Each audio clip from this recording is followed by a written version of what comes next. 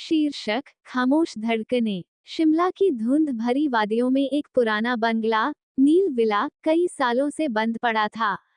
समीर, जो एक सफल लेखक था, अपनी अगली किताब की तलाश में वहां रहने आया। लेकिन उसे नहीं पता था कि यह बंगला उसकी जिंदगी का सबसे बड़ा रहस्य बनने वाला है। अंधेरे का साया। समीर को बंगले के एक पुराने स्टोर रूम में एक डायरी मिली। वह डायरी माया नाम की एक लड़की की थी। डायरी के पन्ने पुराने थे, लेकिन उनमें लिखी बातें समीर को बेचैन करने लगीं। माया ने लिखा था, वह मुझे देख रहा है। वह साया हर रात मेरी खिड़की पर आता है। मुझे डर है कि वह मेरी जान ले लेगा। जैसे जैसे समीर डायरी पढ़ता गया, उसे महसूस हुआ कि बंगले में कोई और भी है। कभी रात को सीढ़ियों पर किसी के चलने की आवाज आती, तो कभी अचानक कमरे का तापमान गिर जाता। रहस्यमयी मुलाकात। एक रात, जब तेज बारिश हो रही थी, समीर को अपनी बालकनी में एक लड़की खड़ी दिखी। वह सफेद लिबास में थी और बेहद खूबसूरत थी। समीर ने घबराते हुए पूछा, आप कौन हैं?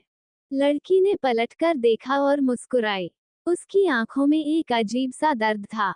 मैं माया हूँ, उसने कहा। समीर चौंक गया। माया, वह माया जिसकी डायरी उसने पढ़ी थी। लेकिन वह डायरी तो 1990 की थी। समीर ने डरते हुए पूछा, लेकिन तुम यहाँ कैसे? ये घर तो सालों से बंद था। माया ने बस इतना कहा, मैं कहीं गई ही नहीं समीर। मैं इंतजार कर रही थी। ट्विस्ट, हकीकत या वहम। अगले दिन समीर गांव के एक बुजुर्ग से मिला। जब उसने माया का जिक्र किया, तो बुजुर्ग का चेहरा सफेद पड़ गया। उन्होंने बताया, माया की मौत तो 35 साल पहले हो गई थी।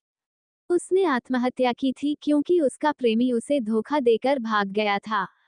समीर का दिमाग चकरा गया। अगर माया मर चुकी है, तो कल रात उसने किससे बात की? खौफनाक सच। रात को समीर वापस बंगले आया।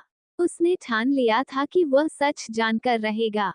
वह माया की डायरी के आखिरी पन्ने पर पहुंचा। वहां लिखा था, आज वह आ रहा है। मेरा प्रेमी वापस आ रहा है। लेकिन वह अकेला नहीं है, वह एक नया शरीर लेकर आएगा। तभी अचानक कमरे का दरवाजा बंद हो गया। आईने में समीर को अपनी छवि नहीं, बल्कि उसी प्रेमी की शक्ल दिखने लगी जिसका जिक्र डायरी में था। माया पीछे से आए और समीर के कान में फुसफुसाई, समीर, तुमने मुझे पहचाना नहीं।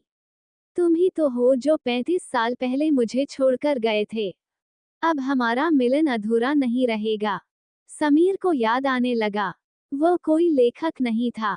वह पिछले जन्म के कर्मों का बदला चुकाने यहाँ खींचा चला आया था। माया ने उसे गले लगाया, लेकिन उसकी पकड़ लोहे जैसी सख्त थी।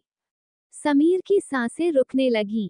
अगली सुबह, नील विला के बाहर सन्नाटा था। पुलिस को वहां समीर की लाश मिली, जिसके हाथ में वही पुरानी डायरी थी। डायरी का आखिरी पन्ना अब बदल चुका था। उस पर लिखा था, कहानी अब पूरी हुई। क्या समीर वाकई अपराधी था, या ये सब माया का भ्रम था? इसका जवाब आज भी उस बंगले की दीवारों में कैद है।